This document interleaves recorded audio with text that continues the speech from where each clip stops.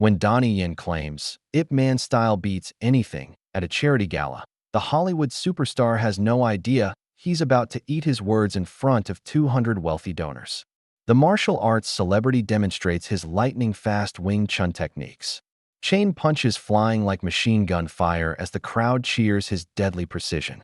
But the mysterious stranger in the back corner isn't impressed. This weathered man in black steps forward with bone-chilling calm and asks for a demonstration. What the movie star doesn't realize is that he just challenged Steven Seagal himself, a legend who's been breaking bones and crushing egos since before Yen learned his first form. The aikido master moves like liquid death, redirecting the younger fighter's attacks with terrifying ease while 200 guests watch in stunned silence.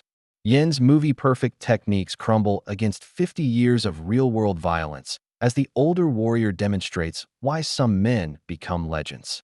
The crowd gasps as Hollywood's golden boy hits the marble floor, his confidence shattered in seconds. What happens when a movie star meets a living weapon? Can Yen's pride survive this public humiliation? What happened next would shake the action hero's world forever. Before we jump back and tell us where you're tuning in from, and if this story touches you, make sure you're subscribed, because tomorrow I've saved something extra special for you. Grand Regent Hotel's Crystal Ballroom glittered like a jewelry box, 200 of Los Angeles' elite mingling beneath cascading chandeliers that cast rainbow fragments across marble floors. Patricia Kellerman moved through the crowd with practiced grace, her perfectly styled blonde hair catching the light as she checked her phone for the third time in 5 minutes. The Children's Foundation's annual charity gala was her crowning achievement. Tech moguls like Harold Brennan writing 7-figure checks, while socialites like Margaret Voss live-streamed their generosity to thousands of followers. Ladies and gentlemen, Patricia's voice carried effortlessly through the sound system. Please welcome martial arts superstar and humanitarian, Donnie Yen. Thunderous applause erupted as Yen strode to the podium, his tailored black tuxedo emphasizing the lean, powerful frame that had captivated audiences worldwide. At 48, he moved with the controlled explosiveness of a coiled spring, every step radiating the confidence of a man accustomed to adoration. Thank you all. Yen's voice carried the warmth of genuine passion as he gripped the podium. Tonight, we're here for the children, those who need our protection, our strength, our unwavering commitment to justice. The crowd leaned forward, drawn by his magnetic presence. Yen's eyes blazed as he shared stories from his Ip Man films, demonstrating basic Wing Chun principles with fluid movements that seemed to bend physics. His hands carved invisible patterns through the air, each gesture precise and deadly. Wing Chun isn't just about fighting, he continued, his voice building with intensity. It's about protecting those who cannot protect themselves. It's about standing up to bullies, no matter how powerful they think they are. Harold Brennan nodded approvingly to his wife, while Margaret Voss captured every moment on her phone. The atmosphere crackled with energy as Yen's natural competitiveness emerged, his movie star confidence taking center stage. Ladies and gentlemen, I'll tell you something that might surprise you. Yen's voice rose to fill every corner of the ballroom. Ip Man-style Wing Chun beats anything, any style, any fighter, anywhere in the world.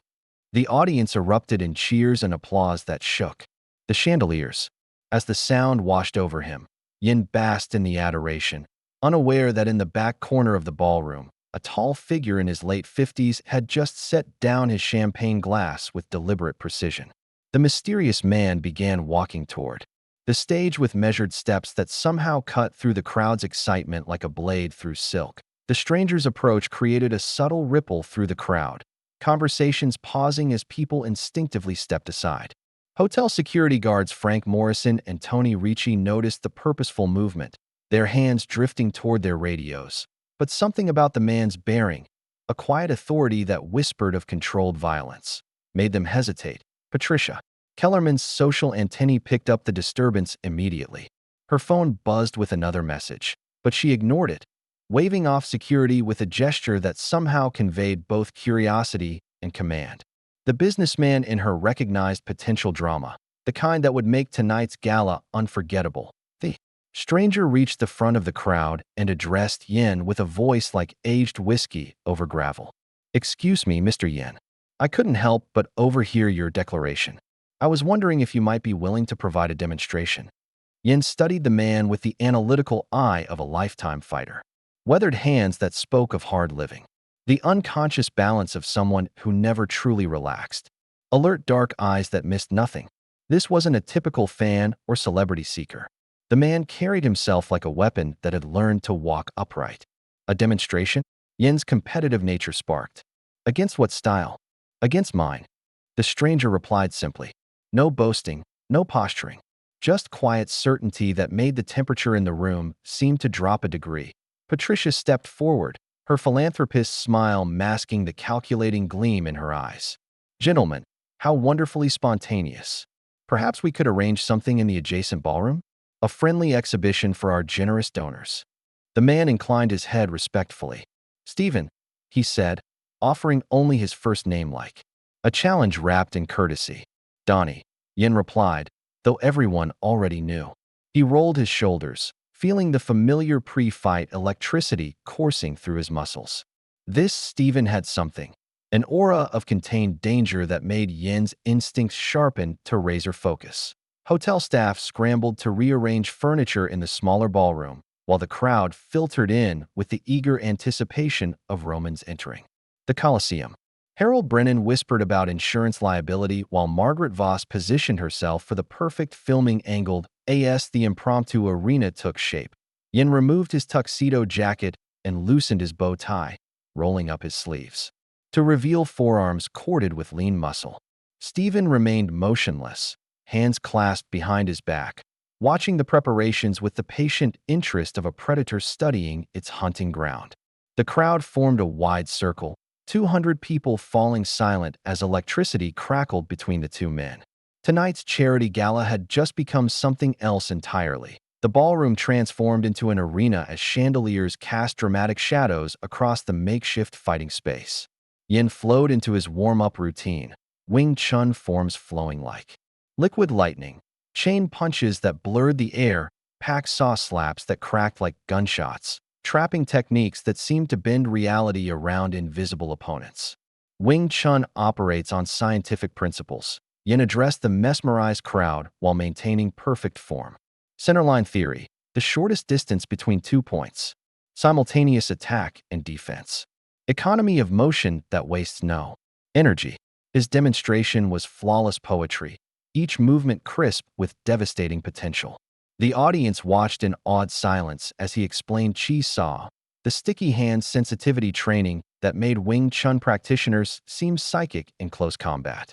His hands moved in hypnotic patterns, showing how smaller fighters could defeat larger opponents through superior technique and timing. Patricia provided running commentary like a seasoned fight announcer, building excitement while checking her buzzing phone with increasing frequency. The messages were getting more urgent, but the drama unfolding before her was too valuable to interrupt. Throughout the exhibition, Steven remained motionless as a statue, hands still clasped behind his back. But his eyes tracked every movement. With the analytical precision of a master studying an opponent's weaknesses, he noted Yen's slight telegraph on the pack saw, the microsecond preference for leading with his right hand, the tiny gap in defensive coverage when transitioning between techniques. Yen completed his demonstration to thunderous applause, sweat glistening on his forehead despite the controlled movements. He turned to Steven with the confident smile of a man who had just delivered a masterclass in martial excellence. Your turn, Yen said, gesturing to the space with the easy grace of someone accustomed to being the most dangerous person in any room. Steven nodded respectfully and stepped forward, finally unclasping his hands. The change was immediate and unsettling. The mild-mannered stranger dissolved like morning mist, replaced by something far more primal. His movements became liquid and purposeful as he assumed a deceptively relaxed stance, feet shoulder-width apart, hands loose at his sides. The crowd sensed the shift without understanding it. Margaret Voss's phone captured the moment when Steven's entire demeanor transformed, the air itself seeming to thicken with potential violence. Harold Brennan stopped whispering about insurance as something primitive in his brain recognized the presence of an apex predator. Yen's experienced fighter instincts caught the subtle signs, the slight forward lean, weight resting on the balls of his feet, the loose readiness in Steven's shoulders that spoke of decades spent in life-or-death situations where hesitation meant a body bag. Steven's transformation was complete as he settled into his aikido stance, appearing almost casual, yet radiating the contained lethality of a loaded weapon. The crowd held its collective breath, sensing they were about to witness something extraordinary. "Please," Steven said quietly, his voice carrying absolute certainty. "Attack me as you would a real opponent." Yen hesitated for a heartbeat. This was supposed to be a demonstration, not actual combat. But something in Steven's calm assurance, the stillness of a man who had survived things that would break lesser warriors, convinced him to commit fully. Yen exploded into motion, launching his signature rapid-fire chain punches with blinding speed. His fists became a blur aimed at Steven's center line, the technique that had made him famous and had never failed him in decades of training and filming. What happened next defied every expectation in the room. Steven didn't block. He didn't strike back. He moved like water given consciousness, his body rotating slightly as his hands made feather-like contact with Yen's wrists. Using Aikido's Irimi principle, Steven entered Yen's attack, while simultaneously redirecting its force in a perfect circular motion. Yen found himself stumbling forward, his own momentum working against him as Steven's seemingly effortless technique turned devastating speed into helpless imbalance. The movie star's perfect form crumbled as he struggled to regain control, but Steven was already flowing into Tenkan, the turning movement that completed the redirection.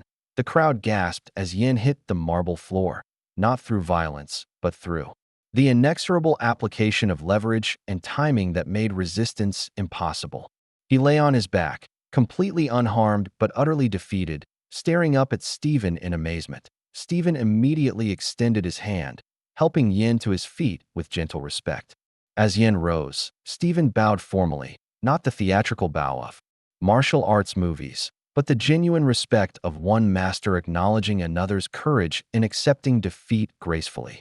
"Steven Seagal," he said simply, finally revealing his identity. Recognition rippled through the crowd like electricity. Phones emerged as people realized they had just witnessed a legend demonstrate why legends become immortal. Harold Brennan began explaining Seagal's credentials to younger guests while Margaret Voss's live stream exploded with viewers, but as applause erupted around them, Patricia Kellerman approached with an expression that had nothing to do with celebration. Her phone buzzed insistently in her trembling hand, and the mask of philanthropic grace was cracking to reveal something far more desperate underneath. The evening's entertainment had just taken a turn that none of them, not even the legend himself, could have anticipated. The crowd's excitement buzzed around them like electricity as recognition of Seagal's identity spread through the ballroom. Harold Brennan explained to fascinated guests about the legend's action movie career and genuine martial arts mastery, while Margaret Voss's social media followers exploded with comments about witnessing living history, rather than showing humiliation. Yen demonstrated remarkable character by bowing deeply to Seagal, his respect genuine and immediate. "Master, I am honored to learn from you," he said, his competitive nature transforming into humble appreciation. Their conversation drew a smaller circle of listeners as the crowd gradually dispersed toward the bar. Seagal spoke quietly about Aikido's spiritual foundations, how it sought to neutralize aggression without destroying the attacker, turning an enemy's force against itself. Yen shared Wing Chun's practical philosophy of protecting the weak through efficient, devastating technique. "In movies, we make fighting look glamorous," Yen reflected, rolling his shoulders to work out the tension from his fall. "But real martial arts are about something deeper, responsibility to use power wisely." Seagal nodded approvingly. "True strength serves others, not the ego. The greatest victory is winning without fighting, but when fighting becomes necessary." He left the sentence hanging, but his meaning was clear. Their philosophical discussion was interrupted as Patricia Kellerman approached, her earlier poise replaced by barely controlled anxiety. Her phone had been buzzing constantly, and now her hands visibly trembled as she forced a smile. "Gentlemen, what a wonderful demonstration," she said, her voice too bright, too forced. "I hope you're both enjoying the evening." Both men's trained instincts immediately picked up her distress. Seagal's law enforcement background kicked in as he studied her body language. The tight shoulders, darting eyes, the way she kept glancing at her phone like it contained a death sentence. Ms. Kellerman. Seagal's voice carried gentle authority. Is everything all right? Patricia's facade finally cracked. She glanced around nervously, then pulled them toward a quieter corner of the ballroom. Her phone buzzed again, and this time she showed them the screen with shaking hands. The latest message was simple and chilling. Too late. We're already here. The festive atmosphere around them suddenly felt hollow, dangerous. Whatever they had stumbled into was far more serious than a martial arts demonstration. The crowd's excitement buzzed around them like electricity as recognition of Seagal's identity spread through the ballroom. Harold Brennan explained to fascinated guests about the legend's action movie career and genuine martial arts mastery, while Margaret Voss's social media followers exploded with comments about witnessing living history, rather than showing humiliation. Yen demonstrated remarkable character by bowing deeply to Seagal, his respect genuine and immediate. Master, I am honored to learn from you, he said, his competitive nature transforming into humble appreciation.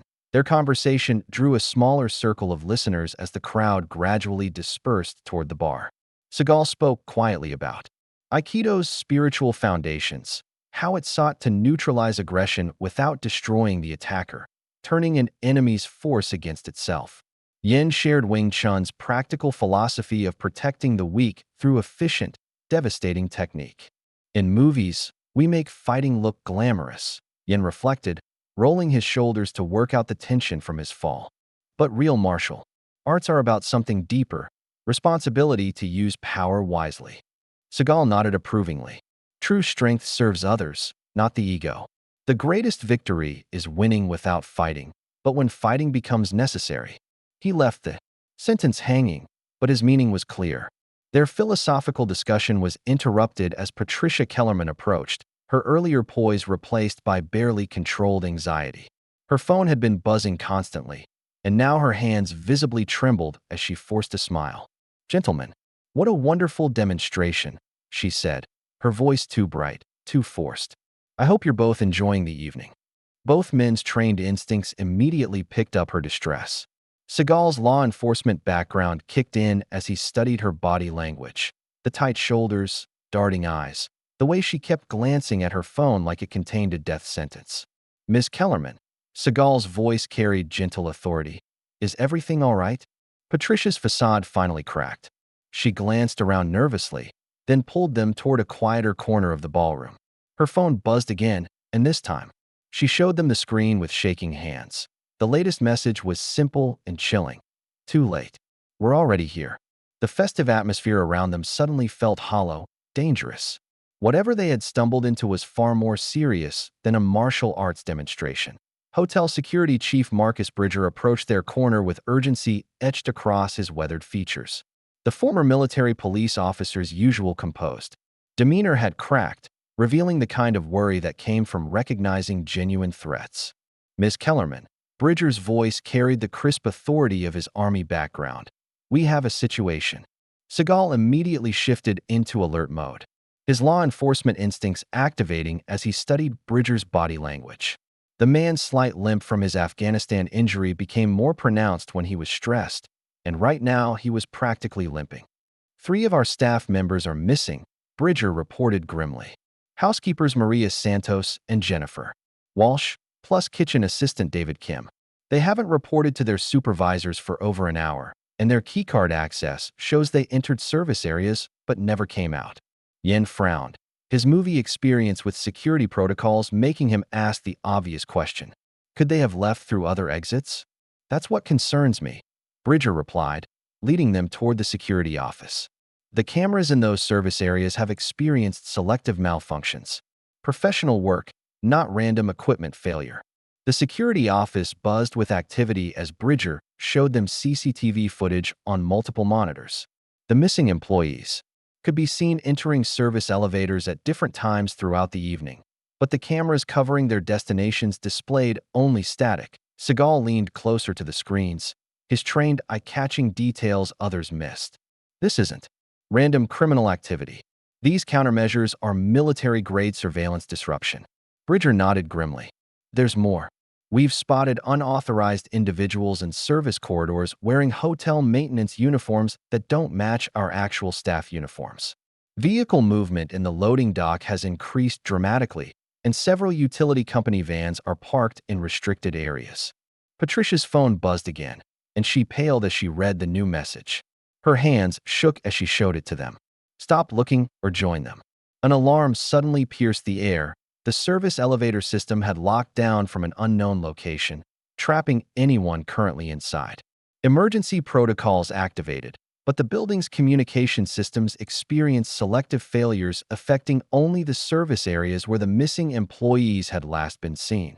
Bridger grabbed his radio and emergency keys, his military training taking over. We need to reach those service levels manually. As they headed toward the maintenance stairwell, Seagal caught Yen's eye. Both men understood they were walking into something far more dangerous than a charity gala gone wrong. The maintenance stairwell felt like descending into another world. Concrete walls replacing elegant marble, emergency lighting casting harsh shadows as their footsteps echoed ominously. Bridger led with his service weapon drawn, followed by Seagal and Yen, all three men hyper-alert as the festive sounds from above faded into mechanical silence. The service level revealed immediate signs of disturbance. Scuff marks marred normally pristine floors, equipment had been moved from standard positions, and the air carried an underlying chemical smell that made Seagal's law enforcement instincts scream warnings. Following a trail of disturbed dust and subtle indicators, they discovered a section that had been extensively modified. Reinforced doors with new electronic locks, soundproofing materials hastily installed, surveillance equipment that belonged to no hotel security system they recognized. This is professional work, Seagal murmured, examining the door locks. Someone's been preparing this for weeks, maybe months. Behind one modified door, they found a makeshift facility that made all three men's blood run cold. Restraints hung from reinforced mounting points. Medical supplies were arranged on folding tables, and documentation spread across a workspace revealed the scope of something monstrous.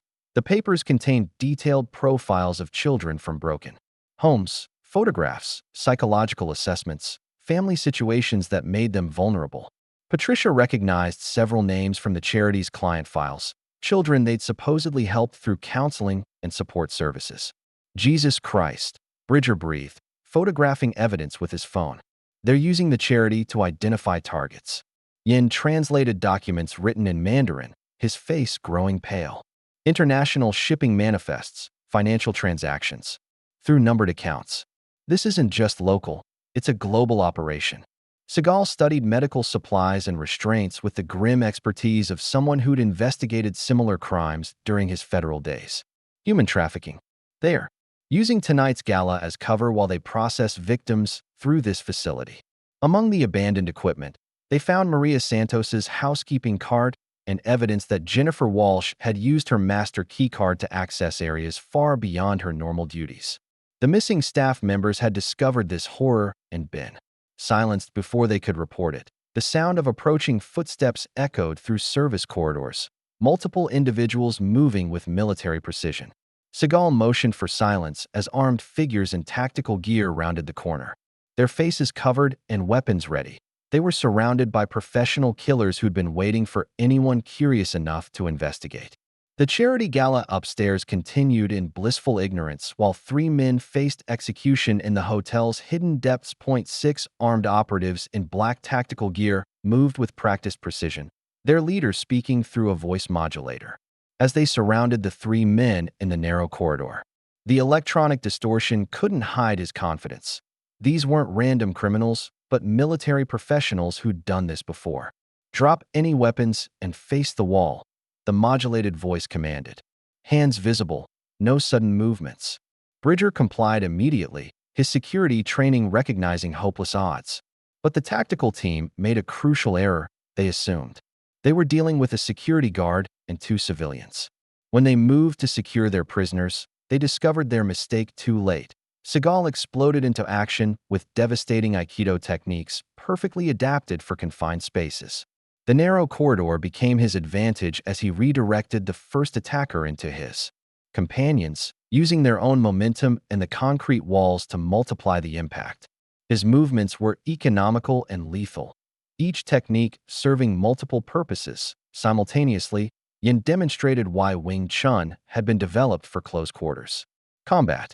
His chain punches and trapping techniques prevented the tactical team from using their numerical advantage, while his speed kept them from bringing weapons to bear effectively. The fight lasted less than 30 seconds. Professional killers lay unconscious or groaning against concrete walls, their military-grade equipment scattered useless around them. Bridger stared in amazement as two men dismantled 6 armed operatives without breaking hard sweat. "Move," Seagal ordered, grabbing tactical equipment from the fallen men. More are coming. They escaped through service tunnels that connected to the hotel's parking structure, but not before securing critical evidence, documents that revealed a conspiracy reaching far beyond tonight's operation. The papers showed financial connections to political figures, law enforcement officials, and international networks that had operated undetected for years. Safe in Bridger's security vehicle, they reviewed the horrifying scope of what they'd uncovered.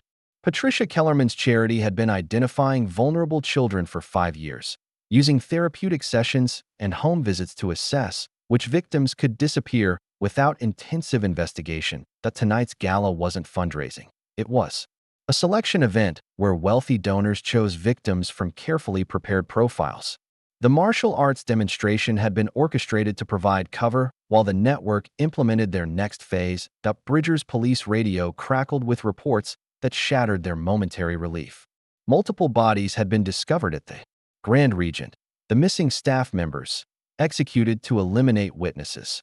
The tactical team they'd fought had planted evidence framing Seagal and Yen as the perpetrators. Patricia Kellerman was already giving tearful interviews to news crews, describing how the martial artists had become violent and threatened everyone before fleeing. The setup was perfect, professional, and completely convincing. They weren't just fighting criminals. They were battling a system designed to make heroes look like monsters. 3 hours after midnight, Seagal, Yen, and Bridger sat in a 24-hour diner parking lot in East LA, watching police sirens wail toward the Grand Regent Hotel on every news channel. Patricia's tearful performance played on repeat, a masterclass in manipulation that painted them as dangerous terrorists who'd attacked innocent charity workers. Seagal activated encrypted communication channels, reaching out to former CIA colleague Rachel Torres through secure protocols that bypassed official networks.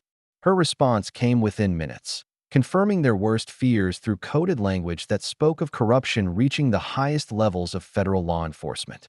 "The network has protection everywhere," Torres's voice crackled through the encrypted line. "Defense contractors, pharmaceutical companies, shell corporations traced to offshore accounts.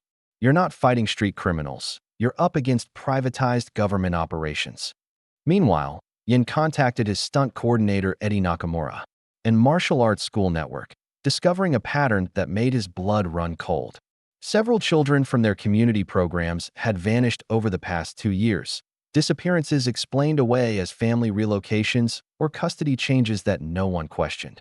Bridger used his military connections to access personnel files, revealing that the tactical operatives they'd fought weren't random mercenaries. They were former special forces operators with documented human rights violations in overseas theaters, men whose official service records had been scrubbed but whose private military contracts told a different story. The scope was staggering. Patricia's charity received funding from a web of legitimate organizations that served as fronts for something far more sinister: medical experimentation, organ harvesting, international trafficking routes that move human cargo like any other commodity. Torres called back with urgent intelligence that made their situation even more desperate. "Federal agents with questionable credentials are en route to your location. Arrest warrants have been issued through channels that bypass normal judicial review." Through the diner's windows, they spotted black SUVs converging on the parking lot, vehicles that moved with the purposeful coordination of a military operation rather than law enforcement. "Time to go," Seagal said grimly, leading them toward Bridger's backup vehicle parked behind the building. As they slipped away into the LA night, they understood the full scope of their enemy. They weren't just fighting criminals. They were battling a system that had been corrupted from within, where the very people sworn to protect the innocent had become their predators at T2:47 a.m. They conducted surveillance from a parking structure overlooking the federal building in downtown LA. Through Bridger's night vision equipment, they observed unmarked vehicles arriving despite the late hour, personnel entering through service entrances rather than main checkpoints, a pattern that confirmed Torres's warnings about compromised federal agencies. Following intelligence leads, they targeted Senator William Dalton's private law office in Century City. The 34th floor maintained operations separate from his official government workspace, a shadow headquarters where real decisions got made away from public scrutiny. Seagal's covert entry skills and Yen's parkour abilities proved invaluable as they navigated the building's exterior access points while Bridger monitored security from street level. The corporate environment felt surreal after the hotel's underground horror, polished marble and expensive artwork hiding crimes that would make hardened criminals sick. Inside Dalton's private office, they discovered a sophisticated intelligence operation. Encrypted communications equipment connected him directly to trafficking networks worldwide. Detailed files on federal judges showed systematic judicial manipulation, and a wall safe contained the smoking gun, photographs, videos, and financial records documenting the senator's personal participation. Dalton wasn't just providing political protection. He was an active participant whose appetites the network satisfied in exchange for governmental immunity. His son William Jr.'s multiple arrests for assault and sexual misconduct had been systematically buried through prosecutorial manipulation. Communication logs revealed active coordination between Dalton, Patricia Kellerman, and FBI Section Chief Raymond Nash. Tonight's events weren't damage control. They were the opening move in a major expansion, with new facilities being established in Texas, Florida, and Pennsylvania. The evidence was overwhelming, but as Seagal photographed critical documents, motion sensors detected their presence despite their careful approach. Building security systems locked down elevator access while tactical teams surrounded the structure from multiple directions. Bridger's voice crackled through their earpieces with devastating news. Multiple vehicles, military-grade equipment, and they're jamming emergency services communications. These aren't legitimate federal agents. Through the office windows, they could see armed figures ascending external fire escapes, while others controlled building entrances. The network's resources were staggering. They operated with military precision and government protection. They were trapped on the 34th floor with evidence that could destroy a conspiracy reaching the highest levels of American government. But getting that evidence to honest authorities was beginning to look impossible. Seagal and Yen found themselves trapped in Senator Dalton's glass-walled corporate suite as tactical teams ascended from 3 different stairwells. Emergency lighting cast eerie shadows through the modern office space, while Bridger coordinated their escape from street level. His security expertise their only link to the outside world. The urban combat showcase both men's unique adaptations to confined environments. Seagal turned the office's modern fixtures into weapons and obstacles, using aikido's principles of environmental awareness to multiply his effectiveness. Leather chairs became projectiles, glass conference tables created barriers, and the building's own architecture became part of his arsenal. Yen's Hong Kong action movie experience proved invaluable as he navigated between floors using maintenance access points and architectural features. His Wing Chun techniques adapted perfectly to stairwells and elevator shafts, allowing him to engage multiple opponents while maintaining superior positioning through speed and agility. The chase moved through the building's infrastructure, parking levels where their opponents' military tactics became disadvantageous in the civilian environment. Seagal's urban warfare experience let him use parked cars and concrete structures to create choke points, while Yen's parkour skills helped them navigate obstacles that slowed their pursuers. During their running battle, they captured one operative, former Army Ranger Kevin Walsh, whose interrogation revealed the conspiracy's true scope. Their unit wasn't federal law enforcement, but private contractors recruited from military personnel with questionable discharge records. We're not government, Walsh gasped through broken ribs. Corporate security, political protection, international operations. The network pays better than the Army ever did, and nobody asks questions about methods. They successfully escaped the immediate pursuit, but their victory felt hollow as local news broadcasts began showing their photographs with wanted banners. The network's media manipulation was flawless. They were now branded as domestic terrorists who'd attacked federal facilities and murdered innocent security personnel. Reaching Bridger's predetermined safe house in the Arts District, they found temporary sanctuary among abandoned warehouses that his military contacts had converted into an operations center. Maps, communications equipment, and the evidence they gathered covered makeshift tables under harsh industrial lighting. The manhunt was nationwide now, their faces on every news channel and law enforcement bulletin. They'd exposed the conspiracy, but proving their innocence while branded as dangerous fugitives seemed impossible. The system they were fighting controlled the narrative, the evidence, and the very agencies that should have protected the innocent. The abandoned warehouse buzzed with activity as Bridger's military contacts, former soldiers suspicious of official narratives after their own encounters with institutional corruption, had established a functional operations center. The harsh industrial lighting illuminated their grim situation as evidence of the trafficking network covered every available surface. Seagal made contact with international allies, including former associates in Japanese law enforcement and European Interpol agents who'd been tracking similar networks across multiple continents. The intelligence painted a horrifying picture. This wasn't just an American operation, but part of a global infrastructure with standardized procedures and political protection worldwide. The pattern's identical in 12 countries. His Interpol contact reported through encrypted channels. Charitable organizations identifying vulnerable children, political figures providing protection, law enforcement officials facilitating operations. You've stumbled onto something that makes international headlines disappear. Yen struggled with the psychological transition from fighting choreographed movie villains to confronting real evil with institutional backing.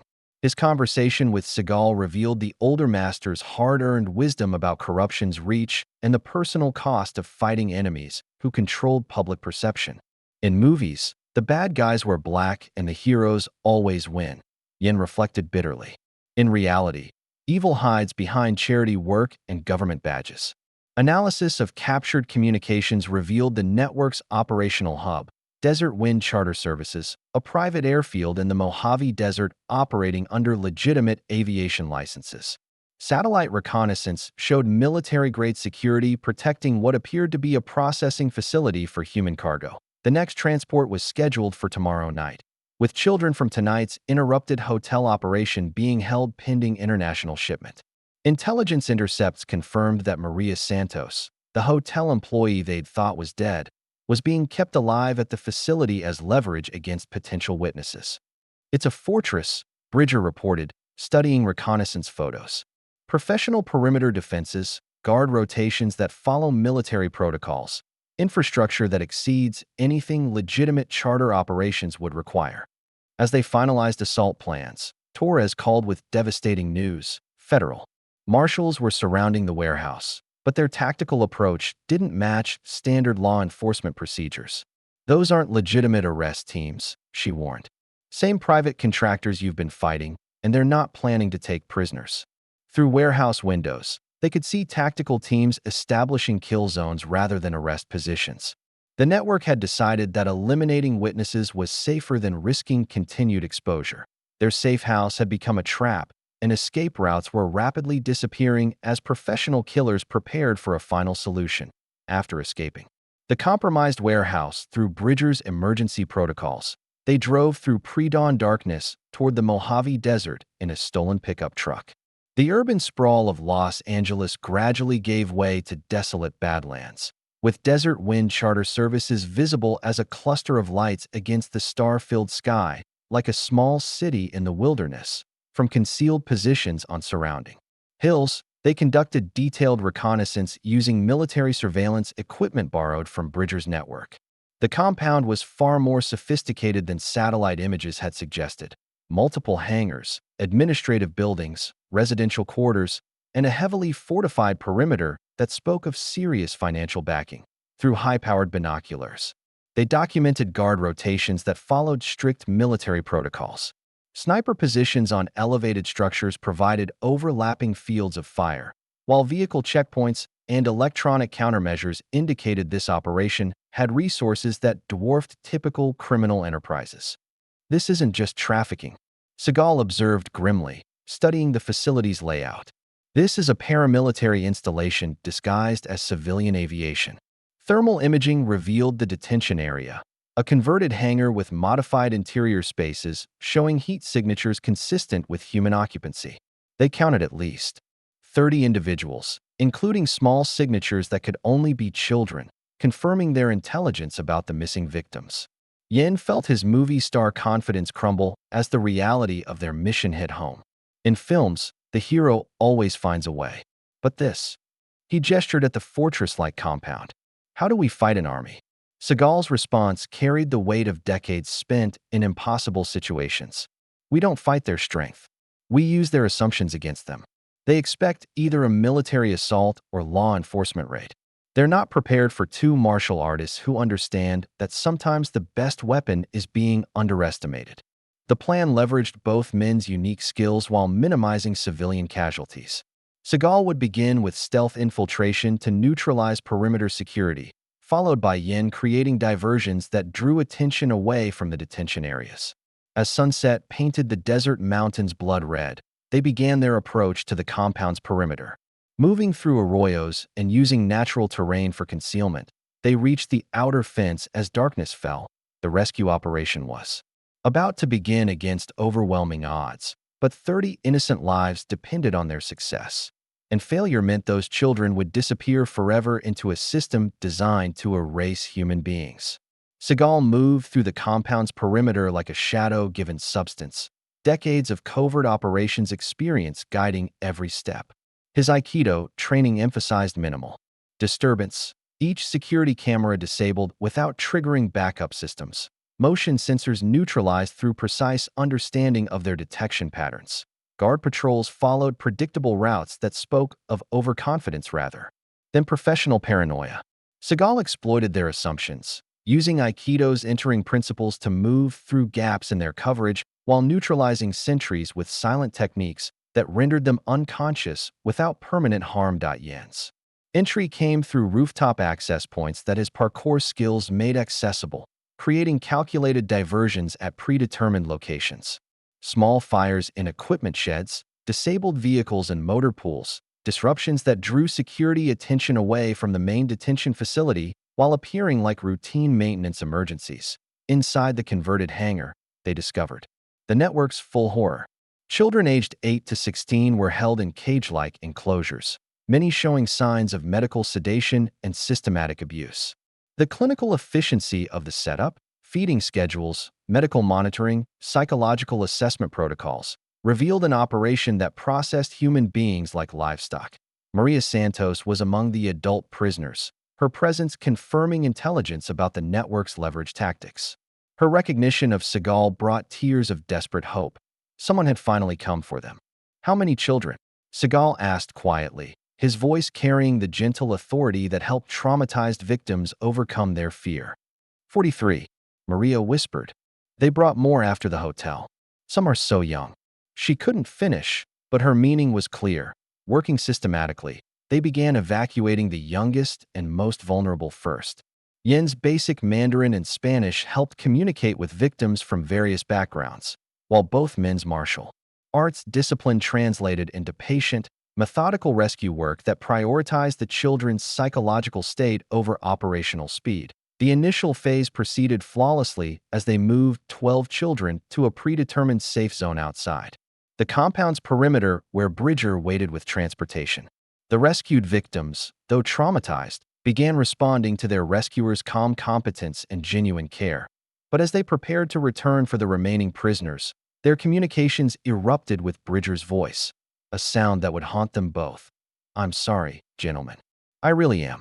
But some things are bigger than individual conscience. The rescue had become a trap, orchestrated by the one man they trusted completely. Their ally had been working for the network all along. Seagal and Yen stood frozen as Bridgers. Betrayal sank in, his voice continuing through their tactical earpieces with the tone of someone who'd been rehearsing this moment. Your exact positions, escape routes, operational timing. I've been feeding them everything. The children you just rescued are already being recaptured. The depth of his deception became clear as he revealed how he'd manipulated their entire investigation. The military contacts, the safe house, even some of the intelligence they'd gathered, all part of an elaborate operation to identify and eliminate threats to the trafficking network. My war injury was real. Bridger's voice carried genuine pain. But my recruitment happened during military service. They have files on things I witnessed overseas, things I should have reported but didn't. My daughter's medical bills, my wife's cancer treatments. They own me completely. Armed operatives emerged from concealed positions throughout the compound, using military equipment and tactics that demonstrated the network's staggering resources. These weren't private security guards, but former Special Forces operators who shared Bridger's complete moral compromise. Despite overwhelming odds, both men refused to abandon the remaining prisoners. Seagal adapted his aikido to the industrial environment, using maintenance equipment and structural features as weapons while redirecting gunfire away from the children through precise applications of leverage and timing. Yen created spectacular diversions using his movie stunt experience, fuel storage explosions, electrical system overloads, fires that generated chaos among their attackers while providing cover for continued evacuation efforts. His Wing Chun speed proved invaluable in close-quarters combat against multiple armed opponents. They successfully extracted additional children during the chaotic withdrawal, their commitment to protecting innocents driving them beyond normal human limitations.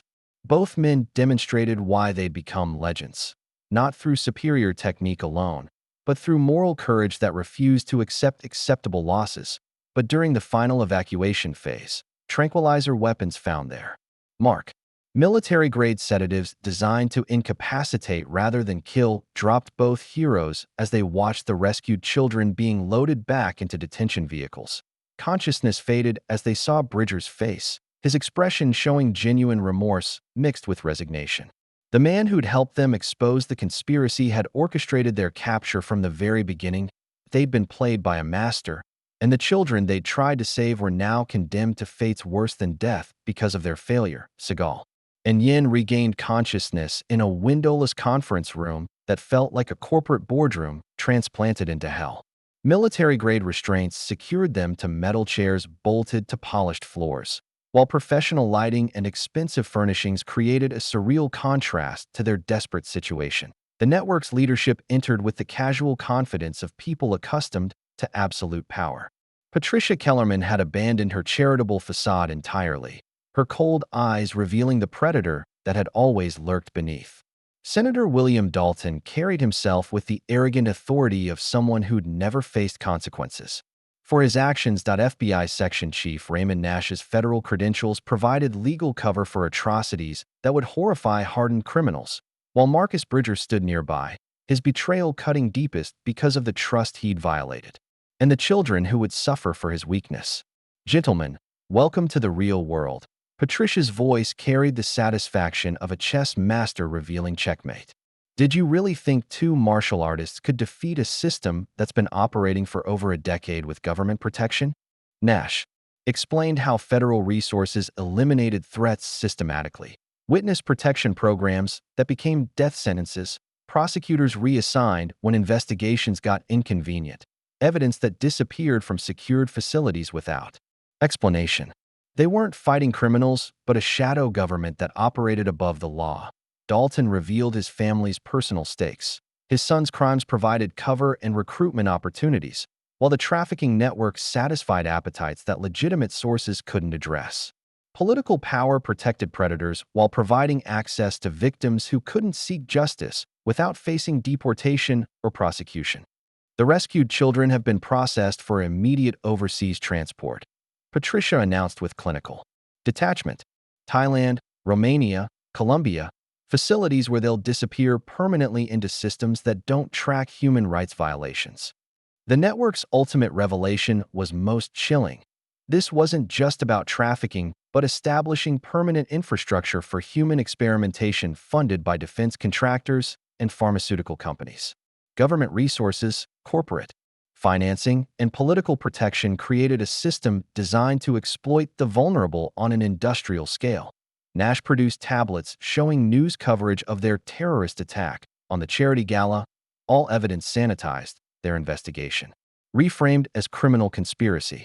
They would be transported to a black site facility as enemy combatants, their heroism buried under carefully constructed lies. Armed guards entered to escort them to their final destination. Both men faced the apparent triumph of systematic evil over individual courage. The armored transport vehicles carried Seagal and Yen through desert darkness toward what they'd been told was a black site detention facility. Despite military-grade restraints designed for dangerous prisoners, both men drew upon decades of martial arts training to maintain mental clarity in the face of apparent defeat. Seagal employed aikido's meditative principles, using controlled breathing and spiritual discipline to assess their tactical situation, while his captors assumed he was broken by despair. His years in covert operations had taught him that the mind remained free even when the body was imprisoned.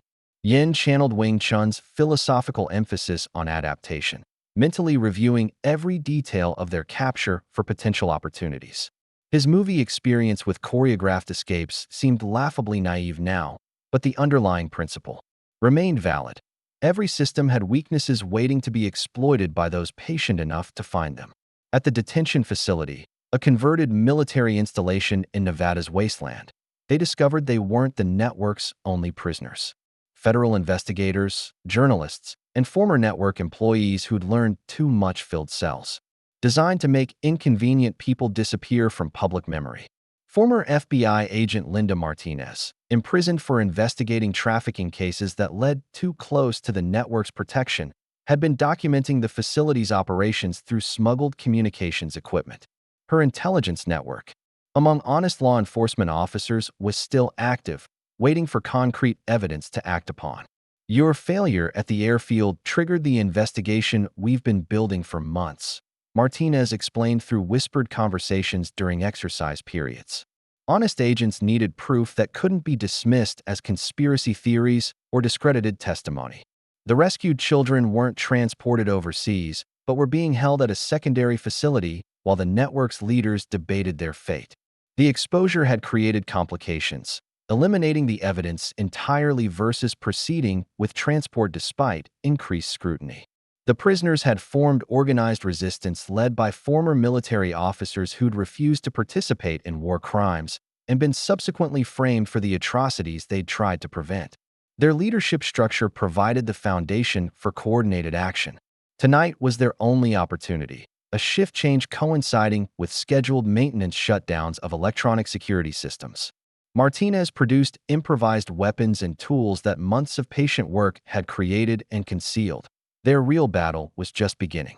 The facility's evening routine provided cover as the prisoner resistance network moved into action.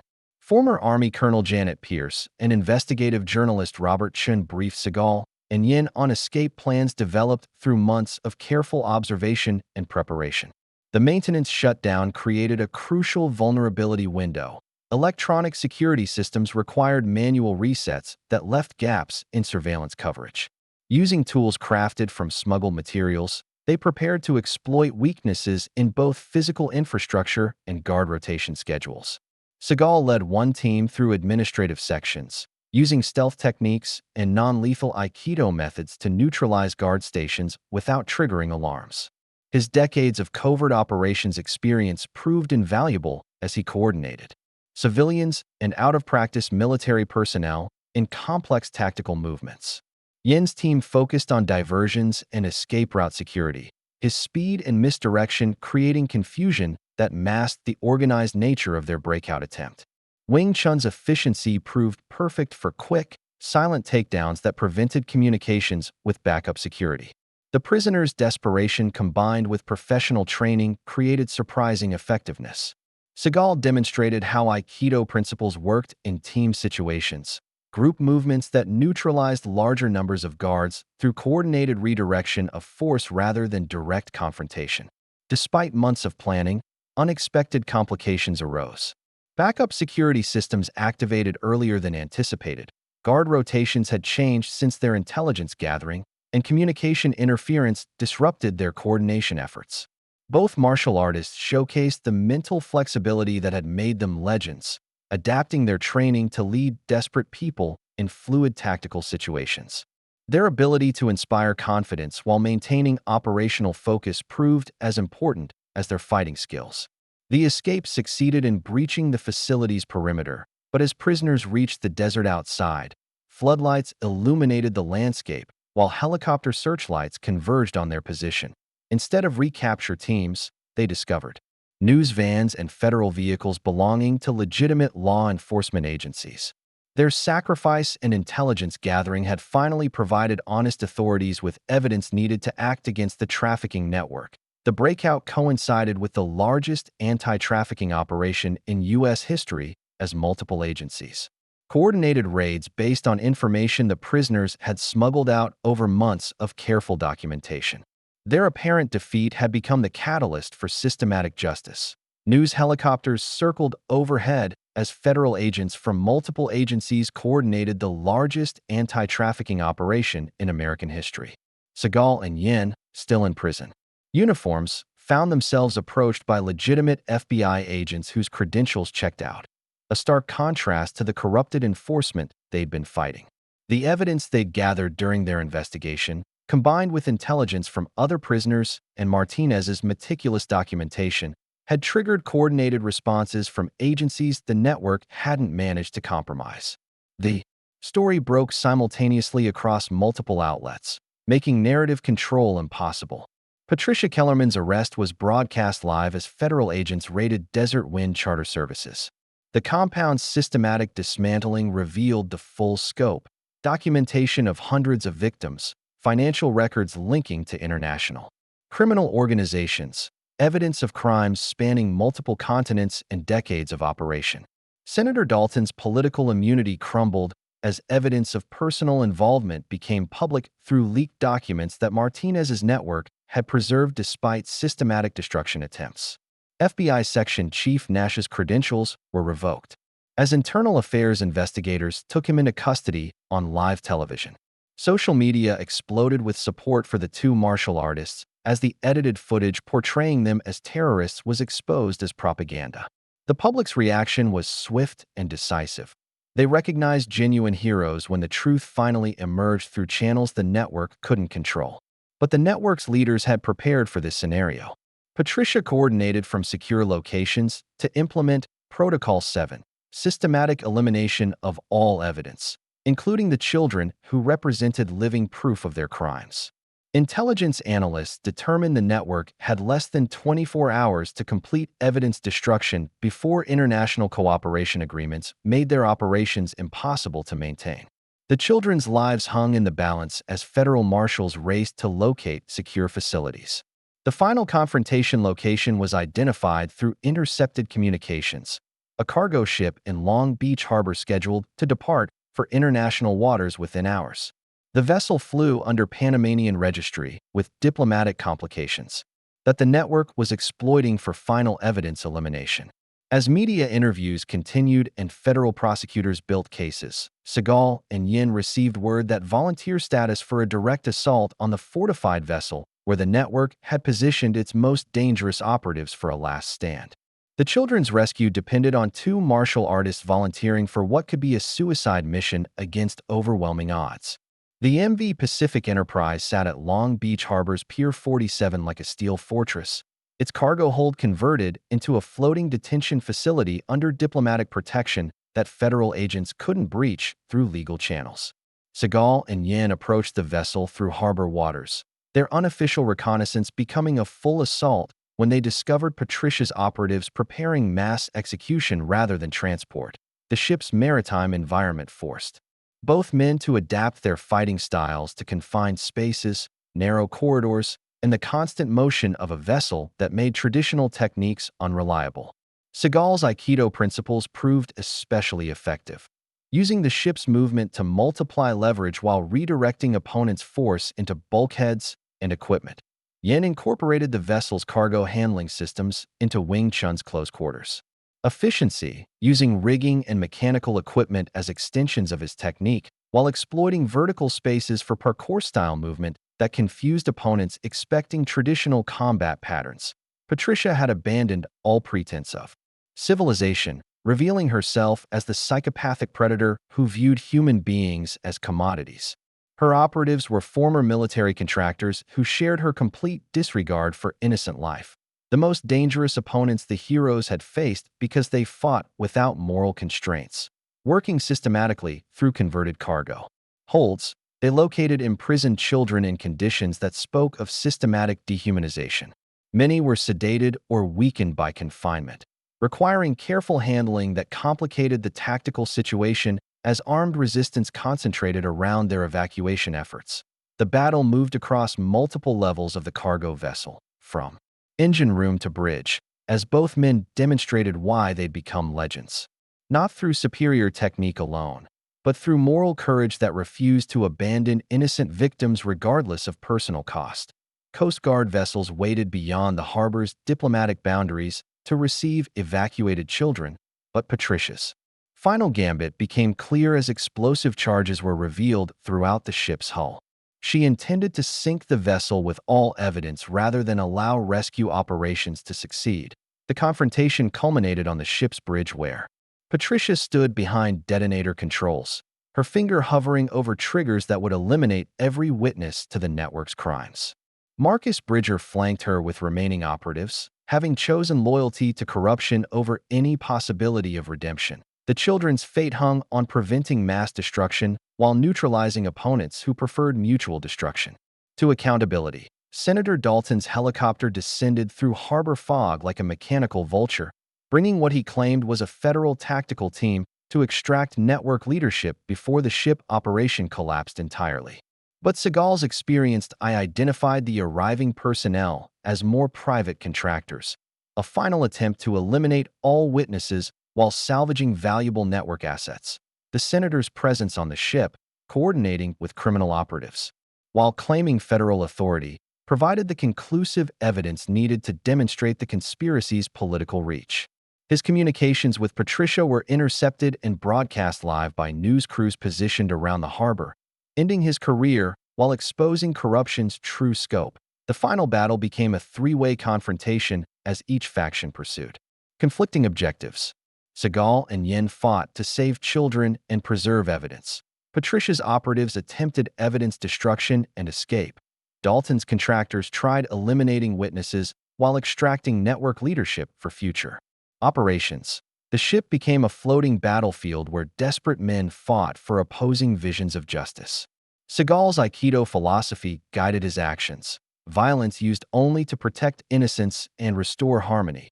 Even when facing enemies who'd forfeited any claim to mercy through crimes against children, Marcus Bridger's final moment of clarity came as he watched Patricia prepare to murder children rather than face accountability.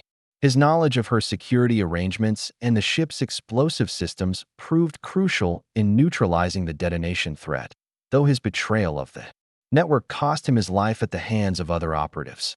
"I won't let children die for my mistakes," Bridger gasped, using his dying breath to disable the explosive triggers while providing Seagal and Yen with tactical intelligence about remaining threats. Yen demonstrated Wing Chun's protective philosophy as he shielded evacuated children from crossfire while maintaining offensive pressure against armed opponents. His speed and precision allowed him to engage multiple threats while ensuring innocent victims reached safety zones. The battle's tide turned as Coast Guard vessels breached harbor boundaries with federal authority, their presence eliminating Patricia's escape options. Dalton's helicopter became a trap rather than salvation as legitimate law enforcement surrounded the ship with overwhelming force. Patricia's desperate final stand involved threatening to detonate remaining charges, but her leverage had evaporated, as rescued children were already safe aboard Coast Guard cutters. The network's leadership faced capture as their carefully constructed system collapsed around them.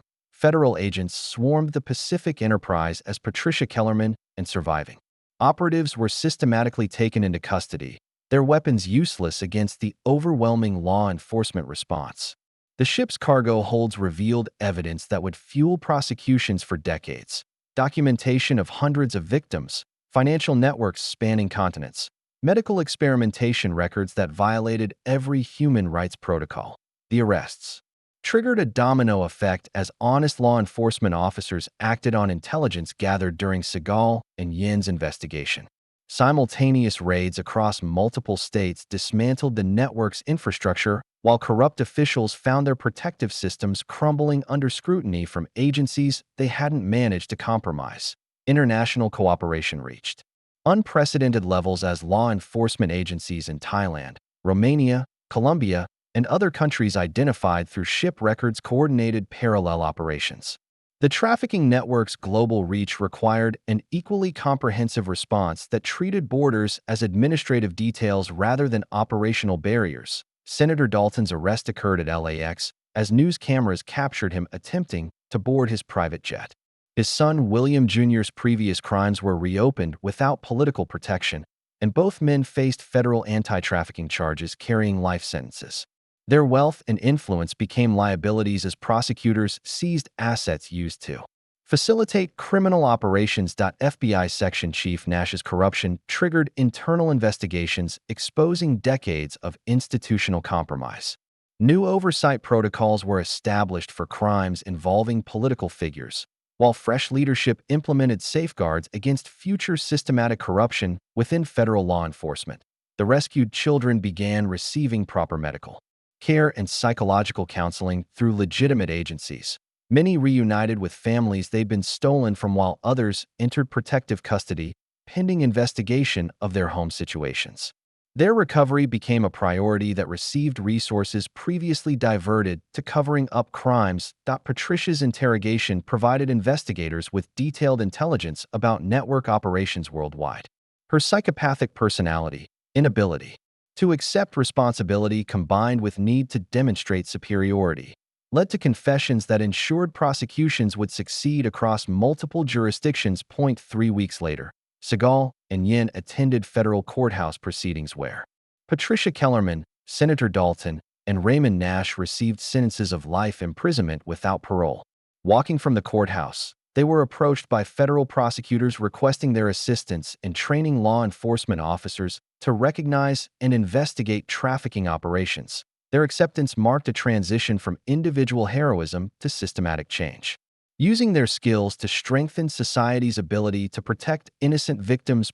6 months after the trafficking network's exposure, Seagal and Yen stood before a joint session of Congress delivering testimony about institutional corruption and protecting whistleblowers who risked everything to expose systematic evil. Their presence in the Capitol building, where Senator Dalton had once wielded corrupted power, symbolized democracy's potential for self-correction.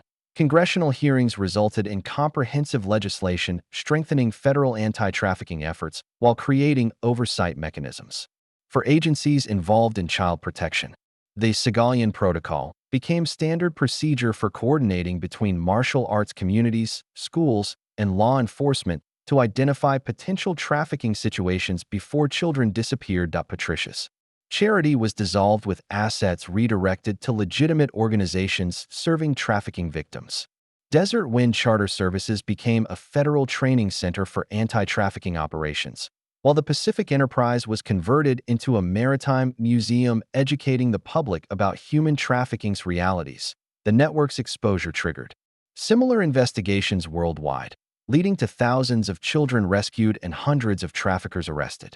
Seagal and Yen's methods were studied and adapted by law enforcement agencies globally, creating international standards for investigating institutional corruption that protected predators. Maria Santos received federal protection and relocation assistance for her family, while her daughter began training in Yen's martial arts programs as part of recovery therapy.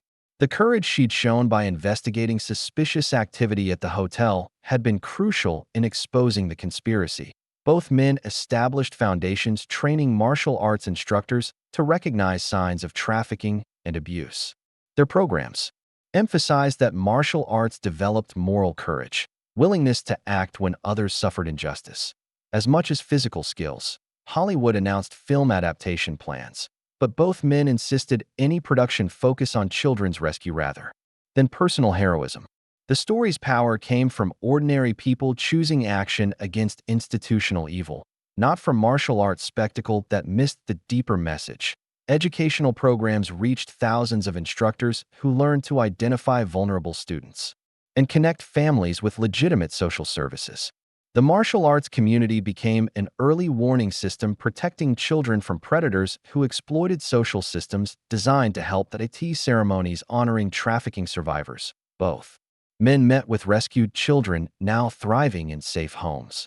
Their recovery demonstrated that healing was possible even after experiencing humanity's worst impulses, provided they received proper care and support. 1 year after the network's destruction, Yen's Martial Arts Academy hosted a private ceremony, honoring not just rescued children, but everyone who'd chosen courage over compliance during the investigation. Federal agents, former prisoners, journalists, and martial arts students gathered to celebrate the anniversary of what media called the Harbor Rescue. Yen publicly addressed his earlier boast about Wing Chun's superiority, speaking to an audience that included trafficking survivors, their families, law enforcement officers, and practitioners from multiple martial arts disciplines. His words carried the weight of hard-earned wisdom. "I once claimed that Ip Man's style beats anything," he said, his voice carrying across the silent dojo. "I was wrong. No fighting style is superior when used only to prove personal dominance. True martial mastery serves justice, not ego. The greatest victories protect others rather than defeat opponents." Seagal's response demonstrated the humility that had made him legendary. All martial arts share common values: discipline, respect, protection of innocence, service to something greater than ourselves. Different styles complement each other when united by shared moral purpose. The ceremony revealed their actions' ongoing impact: federal legislation bearing their names, international protocols based on their investigative methods, educational programs that had trained thousands of instructors to recognize and report suspected trafficking situations. They announced collaboration on a new training facility combining aikido's philosophical approach with Wing Chun's practical techniques, creating comprehensive systems for both physical and moral development. Law enforcement officers, social workers, and martial arts instructors would learn to work together protecting vulnerable children. Several rescued children, now healthy and thriving, demonstrated martial arts techniques learned during recovery. Their performances showed how training had rebuilt confidence and trust while developing skills to protect themselves and others. Transformation from victims to empowered individuals. In private conversation after public ceremonies, both masters reflected on how their initial confrontation had led to uncovering and destroying a network that had harmed thousands. They agreed that no martial artist could claim mastery until using skills to serve justice rather than personal glory.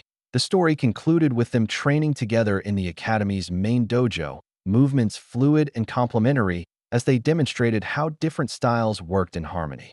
Students from various backgrounds watched and learned not just physical techniques, but moral principles that made martial arts meaningful. As sunset illuminated the dojo through tall windows, both men continued practicing, their mutual respect deeper than rivalry, proving that greatest strength came from standing united against injustice rather than defeating each other. If you like the story, please watch another story on our channel and subscribe to the channel.